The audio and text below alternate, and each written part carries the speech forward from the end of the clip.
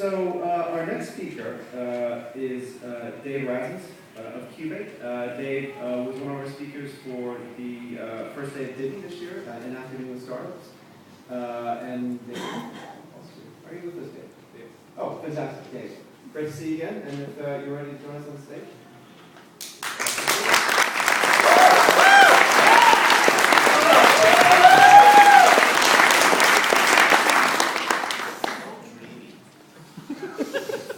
So for the last 10 years, I've been lucky enough to be part of a group of mates that have been really committed to helping each other's dreams become a reality. And that's from meeting the Prime Minister to climbing mountains, starting charities, selling companies, and everything in between.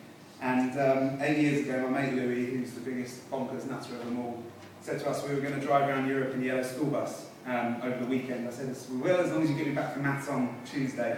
And he did, and then we went to Morocco in the same bus that broke. We went to Collioure after that, went to Copenhagen after that, Morocco 2008.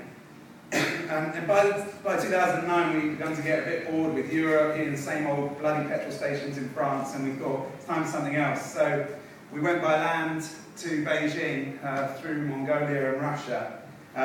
The best moment of which was going to a part of the Great China Wall that was not ready for tourists. It was a real adventure. You weren't meant to go there, and we felt like real explorers, even though it wasn't really that risky. The year after that, we wanted to get our act together and do something again, something big. We didn't quite make it, but we did still drive to Asia. We drove to Turkey in Istanbul, and it was a great trip with a new bus, and it was a fantastic laugh. But we began to think that really we need to dream again and make it happen this time next year. So I began to think about why is it that we're able to do these things that other people talk about but don't actually do. And one of the things I've realised is that we really make space to dream, blue sky thinking, if you will. And you know, we have a great laugh with it, and obviously most of the ideas are completely ridiculous, and we never do anything with them, and it's very, very funny. But every now and again we come across an idea that we actually think is worth doing. And so in my hot tub, like pretty much my favourite place in the world, we started to think about whether we should do a trip to America in a school bus. And we thought it would be a good idea. I think one of the things I've realised that I'm so blessed with is that we have a core team of mates that will laugh at and then support whatever ridiculous ideas we have. We don't really know the rules, we're just kind of making it up as we go along. And then the rubber hits the road, literally. You know, we've got to make it happen. At some point when you have an idea and some people get behind you, you've got to make it happen by putting pen to paper or your money where your mouth is. And a few weeks ago, we bought the school bus, and then about 4 or 5 weeks ago it started. We flew to New York, jumped in this Navy bus, actually, similar to the original dream, and started driving from New York around the country. The aim was to get around in a whole U in the States in 2 and a bit weeks.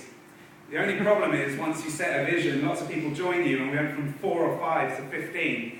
That's great, other than when it's time for a pit stop, and you actually spend about an hour every time at every single flipping petrol station. I think I've seen everyone in the country.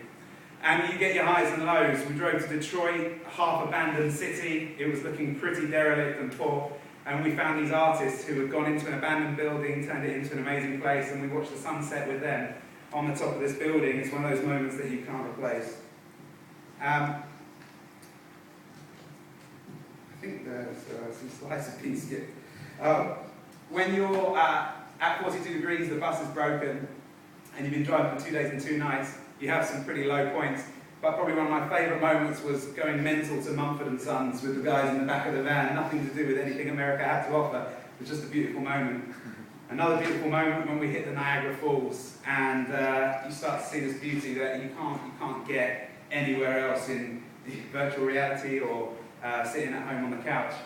And I started to think about America, what I was seeing, and the nature of the relationships with my friends, and began to try and pick it apart and figure out what was it that is making me happy, why is it that we're doing these things.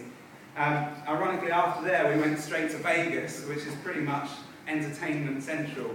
And I began to realise that this entertainment, as a culture, we all need to relax, but as a culture, it doesn't really satisfy me.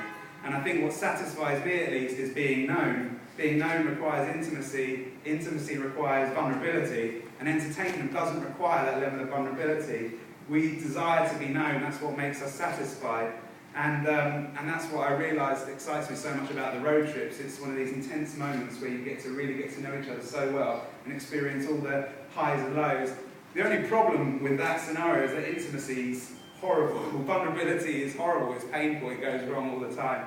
And that's why it's easy to do things that are safer. And I think what I'm always trying to challenge myself to do is try to lean into those things.